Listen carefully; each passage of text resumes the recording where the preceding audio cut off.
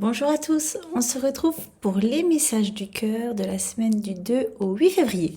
J'espère que vous avez passé une bonne fin de mois de janvier, donc j'ai pas fait de tirage la semaine dernière pour diverses raisons, mais je reviens pour ce début de février avec l'énergie pour votre petit enfant intérieur, donc un tirage qui va explorer ce que vit votre enfant intérieur pour cette semaine, ce dont il va avoir besoin et quelle est l'énergie d'intégration qui va vous pousser en ce début de mois de février. Il semblerait qu'autour du 13 février, il y a une date importante de clôture un peu de cycle. Donc là, il y a un peu une période charnière de fin. Donc voir un petit peu ce que vont vous dire les cartes. Donc je rappelle que ce ne sont pas des tirages divinatoires, qu'il s'agit vraiment d'une aide, d'un accompagnement psycho-émotionnel, énergétique pour vous apprendre et vous guider vers l'écoute de votre enfant intérieur.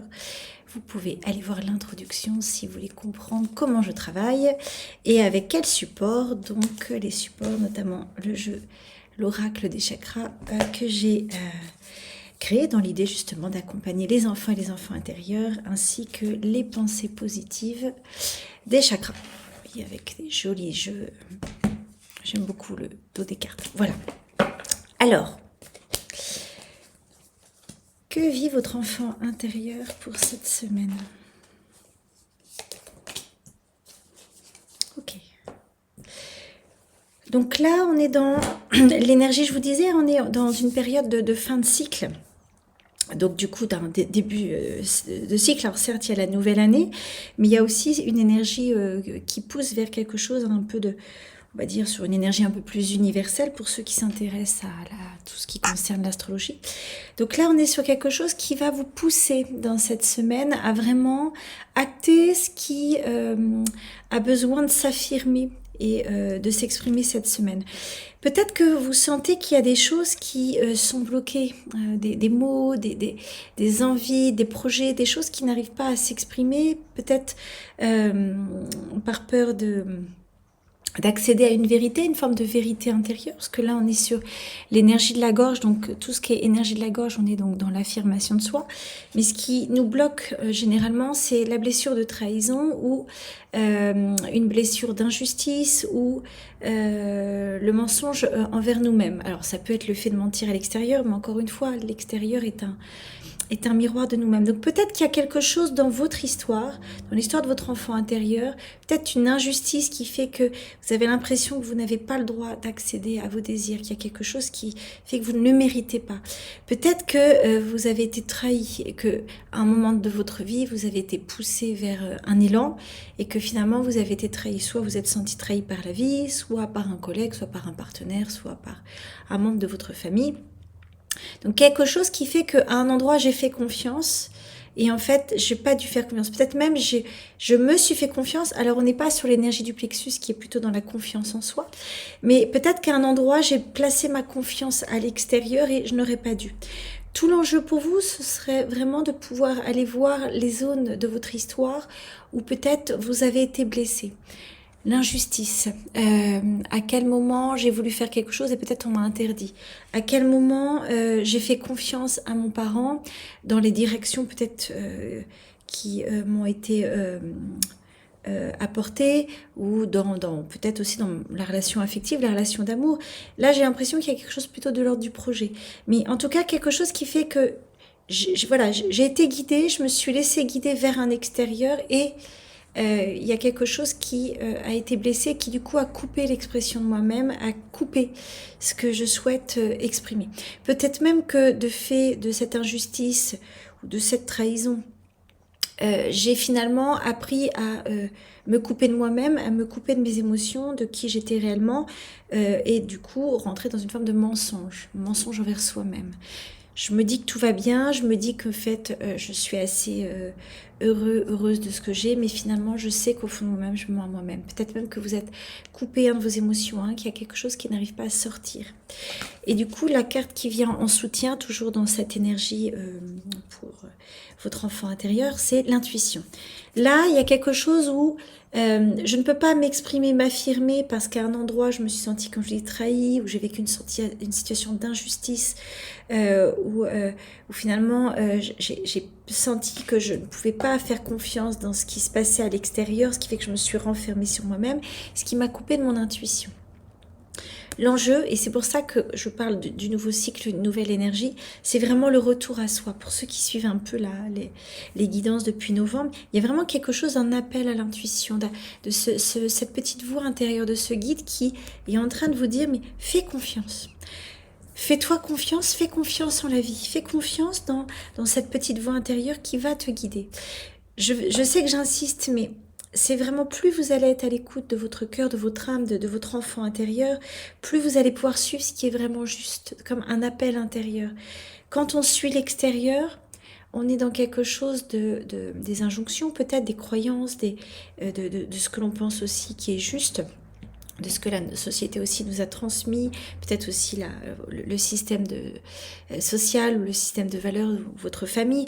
Mais il y a quelque chose qui coupe de l'intuition, de l'élan de vie. Or, nous sommes ici vraiment pour expérimenter des choses pour notre âme, pour vraiment l'aider à grandir. Peu importe les expériences, hein, même parfois quand on n'est pas forcément dans un chemin de conscience, c'est aussi une expérience de l'âme. Mais en tout cas, si vous êtes à l'écoute de ces tirages, c'est que certainement qu'il y a en vous une part de vous qui est appelée à cette conscience.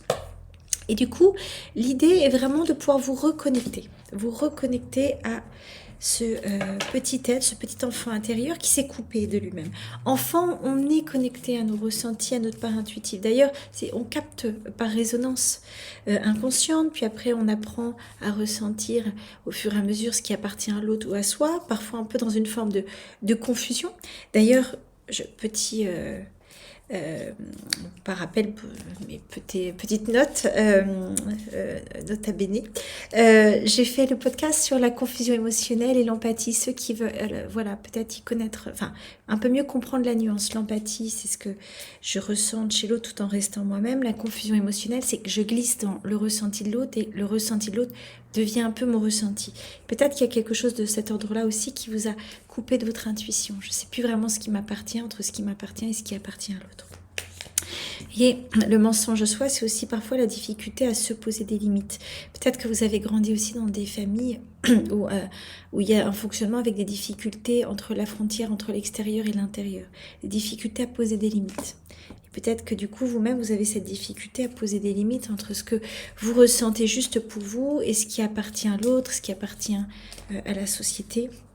Et que l'appel est vraiment d'écouter votre intuition pour revenir dans votre centre. Alors, de quoi votre enfant intérieur va avoir besoin? Ok, intéressant. La foi. La foi, la spiritualité. La mort est une continuité de la vie, de sentir que derrière chaque étape, chaque expérience, il y a un apprentissage et que parfois quand on lâche une croyance, quand on lâche une étape de notre vie, quand on lâche une situation, c'est pour aller vers une autre vie, un autre élan de vie. Pas vie dans le sens on meurt, pour ceux qui croient à la réincarnation, on revit. Vraiment des étapes de deuil. Accepter le deuil pour pouvoir renaître. Je vous parlais de fin de cycle, hein, donc accepter la mort de quelque chose pour pouvoir renaître vers une nouvelle énergie. Et quand on a vécu dans des situations d'insécurité, c'est extrêmement difficile de lâcher le contrôle. Donc là, vraiment, de pouvoir accueillir la fin de ce cycle pour aller vers un nouveau cycle. Un nouveau cycle qui va vous amener à plus d'intuition et à une meilleure expression de vous-même. Quelque chose qui va vraiment vous ramener dans un élan de vie, quelque chose de plus incarné, plus juste par rapport à votre vie. Et pour ça, votre enfant intérieur va avoir besoin d'accepter, vous voyez peut-être pas très bien, voilà, d'oser recevoir ce que la vie vous donne.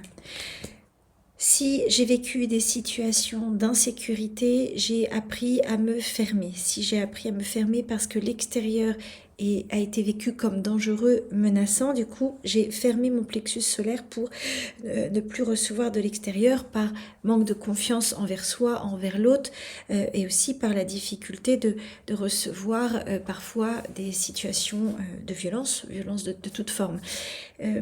Nous fonctionnons de manière à ce que on n'ouvre pas quand c'est juste et on ferme quand c'est pas bon. Quand on a appris à fermer, on ferme. Et du coup, l'idée même de recevoir de la vie, quand on a appris à recevoir des situations douloureuses, il y a quelque chose d'une hypervigilance, hein, quelque chose qui fait que si vous êtes un peu dans un fonctionnement de survie, l'idée même de vous ouvrir à la vie, il y a quelque chose qui peut être insécure et dangereux.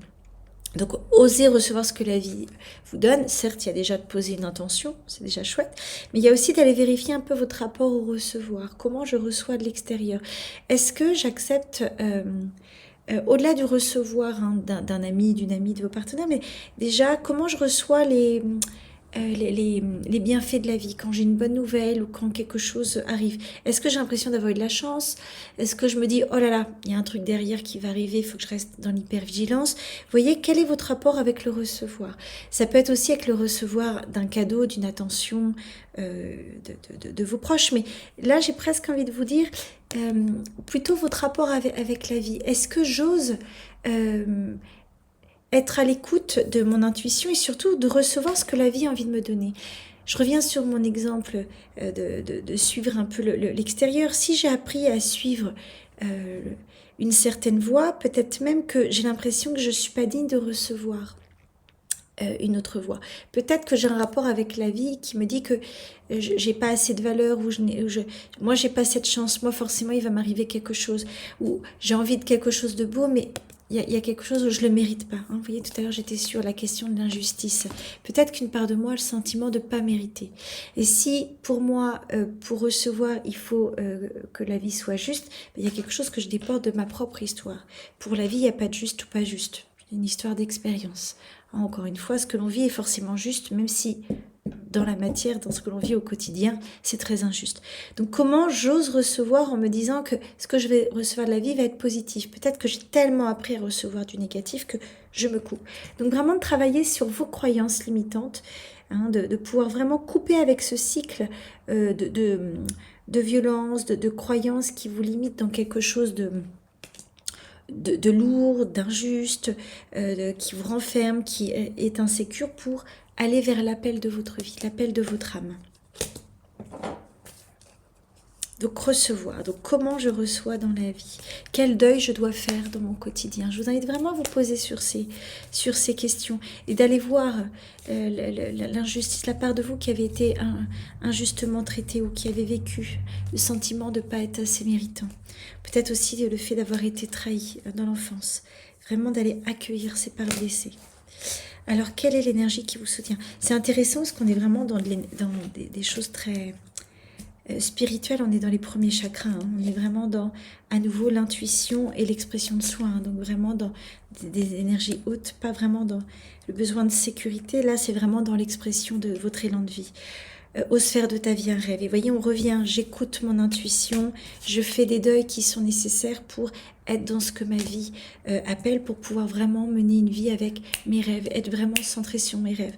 Pour ceux qui ont peut-être écouté hein, l'exercice que je vous proposais je crois que c'était début janvier, d'oser écrire vos désirs, 150 désirs. Allez, bim, je vais chercher dans le fond de mes tripes. Parce que les premiers désirs, c'est assez facile, entre guillemets, mais après 150, ça nous pousse vraiment à aller chercher dans le fond de notre cœur. Et exprime qui tu es. Hein. Vraiment, on revient sur la même énergie. Hein, ce que vit votre enfant intérieur, c'est ce besoin de s'exprimer, de s'affirmer. Et l'énergie qui va vous porter cette semaine, c'est l'intuition. Hein, donc c'est vraiment, finalement, on revient sur les deux cartes du début. Donc ce sont les mêmes énergies. Hein. L'intuition, l'expression soi, l'affirmation. Qu'est-ce que j'ai envie comment j'ai envie de m'exprimer au monde? Quelle visibilité? Visibilité, c'est pas forcément d'aller sur une chaîne YouTube et de parler devant une caméra. Ça peut être ça, mais c'est quel est le sens de ma vie? Qu'est-ce qui m'appelle? Il n'y a pas de, c'est pas forcément, encore une fois, de faire l'Himalaya. Ça peut parfois être l'ego qui a envie de faire des choses extraordinaires. Peut-être que vous êtes appelé à faire l'Himalaya, peu importe, mais ce que je veux dire, c'est que l'extraordinaire, c'est déjà ce que l'on vit au quotidien et ce que l'on met derrière ce côté extraordinaire. Le fait de vouloir aller au-delà, et parfois c'est l'ego qui nous guide. C'est pas parce que je vais aller passer sur une chaîne de télévision ou que je vais gagner des millions que ça veut dire qu'en réalité j'ai réussi quoi que ce soit. Oui, si c'est juste avec ce que vibre ma vie, mais si c'est parce que j'ai un manque de reconnaissance et que j'ai besoin d'être vue, d'être reconnue, finalement il y a quelque chose du manque de confiance et d'estime de moi qui se manifeste plus que l'élan de vie. L'un n'empêche pas l'autre, mais vous voyez la nuance, c'est qu'est-ce qui m'appelle, quel est l'élan de mon âme, quel est vraiment cet appel intérieur. Donc intuition, expression. Donc petit exercice. Hop, j'écoute vraiment mon intuition, petite méditation, soit pour ceux qui ont un peu du mal avec la visualisation, le mantra Om, c'est le mantra qui active les sons, n'oublions pas, ont une fréquence vibratoire qui s'active selon les zones du corps. Et là, le son Om, c'est celui qui active le troisième chakra. Si vous êtes bien à l'écoute de votre corps, en vibrant le son Om, vous allez sentir que c'est à cet endroit-là que cela vibre. Et aussi de vous exprimer, d'essayer vraiment d'aller chercher au fond de votre être ce qui vous appelle, en essayant au maximum de sortir des injonctions. Je sais que c'est pas facile, mais plus vous allez méditer et être à l'écoute de votre voix intérieure, sans mettre forcément d'autres intentions que de suivre votre cœur. C'est déjà énorme cette intention. Sans forcément vous dire, allez, quel projet pro? Allez, qu'est-ce que je dois faire dans mon couple? Là, c'est déjà quelque chose de très orienté qui peut venir insécuriser votre enfant intérieur. Là, il y a déjà j'ai envie de dire, des voies qui sont du mental et qui peuvent fermer. J'ouvre, je sais pas. Je sais pas ce que je cherche, je sais pas ce que je souhaite. Voilà, qu'est-ce que me dit mon cœur? Qui est-ce qui est juste? Je prends des notes. Voilà, j'essaie de visualiser mon enfant intérieur. Est-ce qu'il a des messages? Est-ce que c'est plutôt des mots qui vont venir? S'il n'y a rien, j'essaie de prononcer le mantra Om pour voir un petit peu comment les choses vont venir. Et peut-être que en sortant, je vais voir un panneau et avec une idée qui va venir tilter. Ou peut-être il y a une amie qui va m'appeler, qui va me parler de quelque chose qui va venir en résonance avec mon histoire ou qui va m'appeler. Vous voyez, ça peut être ça aussi les signes. Les signes, c'est pas... vous voyez, peut-être que moi, ce qui va me parler, peut-être que vous, ça va pas du tout vous parler. C'est votre cœur qui sait. Petit bémol, attention à ne pas voir des signes là où il n'y a pas forcément. Le signe, c'est le cœur qui sent que c'est un signe de la vie. Le mental, c'est il voit des signes à un endroit pour se sécuriser. J'ai vu une voiture rouge, je vais revenir sur mes histoires. Je voulais une Porsche. C'est dingue, en sortant de la rue, j'ai vu une Porsche et j'ai senti dans mon cœur un truc qui a fait waouh. Ça, c'est mon cœur. Donc là, il y a quelque chose qui m'appelle, ce projet de Porsche. Vous allez croire que je veux une Porsche. La voiture ne m'intéresse pas du tout. Il y a quelque chose qui m'appelle. Mais si par contre je doute, est-ce que je mérite d'avoir une Porsche? Est-ce que c'est juste? Est-ce que du coup j'ai le droit? Est-ce que je le mérite ce truc-là? Et que du coup je me dis tiens, je vais dans une librairie, je vois un magazine sur les Porsches, je me dis oui tiens c'est ça. S'il y a un élan du cœur, peut-être. Mais si c'est le mental qui cherche à justifier que ce que je vis est juste ou que mes doutes sont validés par des signes, peut-être qu'en fait c'est une insécurité, un besoin de contrôle. Voilà, juste d'essayer de checker ces endroits-là. Alors, petit message de fin pour la pensée de la semaine pour vous guider. Et on retourne, voyez. Chakra-gorge. On est encore sur l'expression de soi. Donc, fin de cycle, là. Cette semaine, allez. Hop, fin de cycle. Je m'exprime avec respect. J'ai conscience que je peux blesser l'autre avec mes mots. Blesser l'autre, mais n'oublions pas que j'ai aussi conscience que les mots que j'utilise et qui peuvent blesser les autres sont aussi les mots qui peuvent me blesser. Ce que je fais à l'autre est un miroir de soi. Comment je me parle? Est-ce que je me respecte? Est-ce que je respecte mes élans de vie? Ou est-ce que je me dis, oh, n'importe quoi, t'es débile, t'es trop moche, t'es trop bête, t'es pas assez intelligente, jamais tu vas y arriver. Vous voyez, si vous dites ce genre de choses-là, forcément que votre petit enfant intérieur, il va pas se laisser aller guider par son ressenti, il va se brimer. Donc vraiment, comment je parle, comment je me parle, comment je parle aux autres, parce que comment je parle aux autres est aussi un miroir de comment je me traite. Encore une fois, l'extérieur est un miroir de soi. Notre manière de traiter la vie, les gens, les animaux, la nature, c'est une manière qui parle du rapport avec nous-mêmes. Plus je prends soin de la vie, des autres, des animaux, de la nature, plus c'est aussi une manière de le rapport avec moi-même. Est-ce que finalement je prends soin de moi, autant que je respecte la vie des autres, par exemple, et comment aussi cela parle de mon rapport avec moi-même. Hein, si je traite mal la vie, pour le dire, comment je traite ma propre vie. Voilà, donc c'est des petites pistes à interroger. Je vérifie juste par rapport aux petits exercices.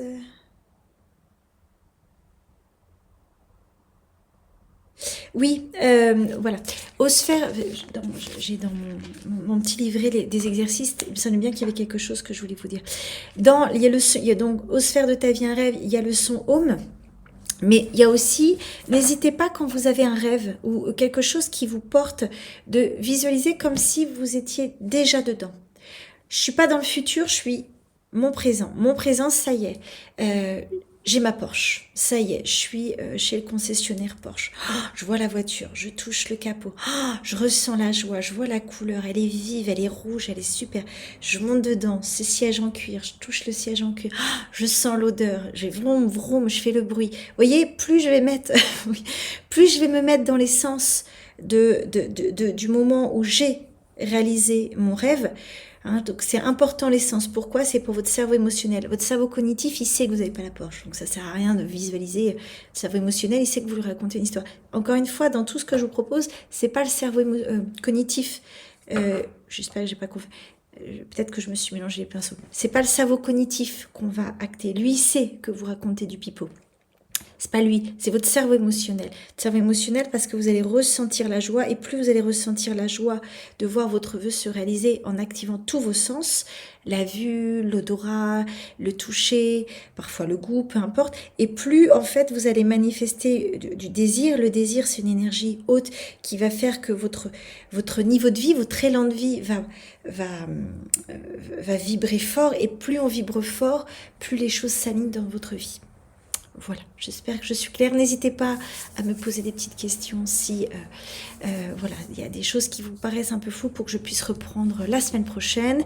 N'hésitez pas à me mettre en commentaire, voilà, comment ça résonne avec votre vie, comment aussi ces différents tirages vous guident dans votre quotidien par rapport justement à la question de l'intuition, des désirs, comment les choses ont pris forme. Est-ce qu'il y a des choses qui ont bougé aussi depuis que vous écoutez ces différents tirages?